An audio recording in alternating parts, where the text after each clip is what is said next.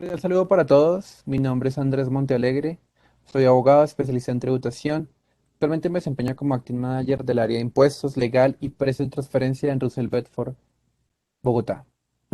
Eh, el día de hoy los estaré acompañando con unos comentarios respecto a los aspectos generales del régimen de ventas indirectas en Colombia, el cual fue adoptado eh, en el artículo 90-3 del Estatuto Tributario. Bueno.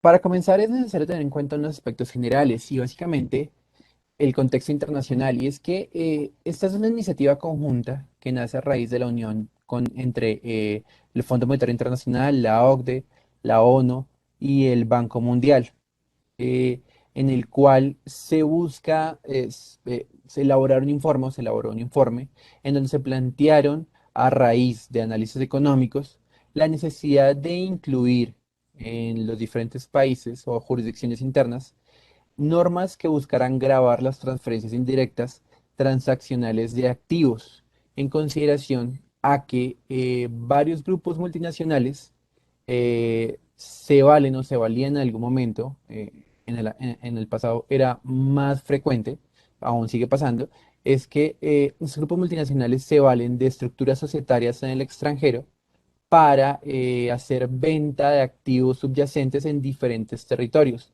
donde no se termina tributando y se termina trasladando esa venta a jurisdicciones de baja o nula imposición, como veremos más adelante. Bueno, pero ¿qué entendemos por régimen de ventas o enajenaciones indirectas? Básicamente es un conjunto de normas o una norma, para el caso colombiano, o una ley más que eso, porque está complementada por el decreto reglamentario, la cual tiene naturaleza antiabuso que busca evitar que los inversionistas extranjeros se valgan de estructuras societarias para vender activos como sociedades, acciones, derechos, inmuebles, créditos, entre otros, mediante estructuras o esquemas de naturaleza societaria, sin la tributación en el país donde se encuentran estos activos subyacentes. Es importante tener en cuenta que este régimen fue adoptado en Colombia mediante la Ley 1943 del año 2018, la cual fue declarada inconstitucional por la Corte Constitucional y fue adoptada nuevamente o posteriormente por la Ley 2010 del año 2019.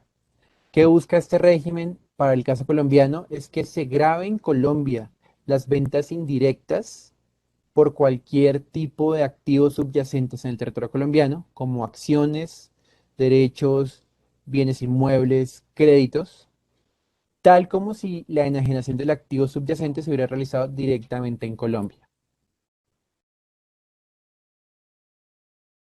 ¿Cuál es la diferencia sobre el antes y el después a partir de la entrada en vigor de este régimen? Básicamente se tiene que eh, antes, la enajenación de acciones o de sociedades en el extranjero que tuvieran activos subyacentes en Colombia no iba a ser grabada en Colombia porque era un ingreso de fuente extranjera en principio, y si el beneficiario de la venta era un no residente o una sociedad extranjera, pues no iba a tributar en Colombia por esa venta de activos en Colombia. Sin embargo, con la entrada en vigencia de este régimen, ahora lo que pasa es que si se venden acciones o sociedades las cuales contengan activos o sociedades en Colombia, esta operación estará grabada en Colombia, salvo que la operación se encuentre en algunos de los presupuestos de no sujeción que veremos más adelante. La doctrina y la experiencia internacional ha señalado diferentes criterios mediante los cuales los países han adoptado en sus legislaciones internas para poder grabar ese tipo de ventas en agencias indirectas. Tenemos un primer criterio, el cual se denomina criterio objetivo, y básicamente señala que toda venta indirecta o enajenación de activos en el país de manera indirecta a través de entidades en el extranjero o esquemas societarios en el extranjero se entenderá como un ingreso de fuente local en el país donde estén ubicados los activos subyacentes. las sociedades, los activos, los derechos, cualquiera de ellos. Tenemos un segundo criterio, que básicamente es el criterio subjetivo y dependerá de la buena o mala fe que tenga el beneficiario de la venta al momento de realizar esta venta indirecta en las diferentes jurisdicciones. ¿Qué quiere decir esto? Básicamente, y es que si la enajenación indirecta se realizó con mala fe, esa enajenación se entenderá grabada en esa jurisdicción donde se encuentran los activos subyacentes, que es el caso, por ejemplo, de China, donde se tiene que demostrar que la operación tenía un sentido económico y no simplemente se quería hacer la venta indirecta para aplicar algún tipo de beneficio o evasión de este tipo de impuestos generados en esta jurisdicción. Y tenemos un tercer criterio, que es el criterio específico, denominado así por algunos doctrinantes en Colombia, donde, y es adoptado en Perú, en donde dependerá de si la operación como tal contraría la norma general antiabuso y adicional a eso, si la entidad propietaria se encuentra en una jurisdicción de baja o nula imposición. ¿Por qué? Porque básicamente este tipo de estructuras se usan o se usaban en consideración a esto, a que la entidad en el extranjero está ubicada en una jurisdicción de baja o nula imposición, pero es propietaria de activos, por ejemplo, en Colombia. Al realizar la enajenación de esta sociedad, pues se va a tener un impuesto muy pequeño o nulo y se va a hacer la transferencia de un dueño de esa sociedad a otro, donde básicamente se tienen los activos en Colombia. Entonces, básicamente nos se estaría tributando muy poco en consideración a una operación normal. Y este es el reflejo de lo que les decía. ¿Cómo funciona? Básicamente para el tema de sociedades es una compañía que está en Estados Unidos, que a la vez tiene una participación del 100% en una compañía mexicana, que a su vez tiene una subordinada en Colombia, que ese es el activo subyacente como tal. eh, es enajenada mediante la venta de la compañía mexicana a una compañía que está en la India. Se hace una transferencia de la compañía colombiana o el activo subyacente en Colombia a la compañía en India. Y esto es lo que se entiende como una venta indirecta, la cual debe estar grabada en Colombia de acuerdo a la incorporación de este régimen del artículo 90-3 del Estatuto Tributario, siempre y cuando se cumplan unas condiciones que ya veremos más adelante. ¿Cuáles son las características de este régimen? Básicamente se busca enajenar los derechos, se busca grabar la enajenación de derechos en el exterior que impliquen un activo subyacente en Colombia. ¿Cuáles son los elementos o cuándo estamos ante una venta indirecta? Básicamente cuando se cumplen cuatro elementos. Uno, estamos ante la venta de una entidad en el extranjero, que básicamente puede ser cualquier vehículo de inversión, como sociedades, patrimonios autónomos, fondos de inversión, entre otros, que tiene un activo subyacente en Colombia, que puede ser cualquier tipo de activo, como una sociedad, acciones, derechos patrimoniales, créditos o inmuebles, y se transfieren a cualquier título a otra sociedad en el extranjero, mediante cualquier negocio jurídico, como lo dije, a título gratuito u oneroso. ¿Cuál es el punto de contacto o la conexión entre todos estos? Es que se tenga activos poseídos directamente en Colombia por una persona natural no residente o entidad en el extranjero, incluidas, pues, lo que ya mencionábamos, acciones o participaciones. Ahora, tenemos unos efectos. ¿Qué implica que yo me encuentre ante una operación de venta indirecta? Básicamente, esta venta se va a entender grabada en Colombia como si se hubiera realizado directamente en Colombia. Mm, ¿Qué implica esto? Que voy a tener un precio de venta de acuerdo a lo estipulado en el Estatuto Tributario en su artículo 90, que por ejemplo para el caso de inmuebles se va a tener que el precio de venta no podrá ser inferior al avalúo catastral, por ejemplo. Y cualquier venta de activos va a requerir una valoración de tima comercial para identificar cuál es el precio mínimo de venta que se tiene que aceptar para efectos fiscales. De igual forma, vamos a tener un costo fiscal que básicamente va a seguir las reglas del estatuto tributario y este costo fiscal va a ser el mismo que tenga la compañía o el tenedor de este activo subyacente.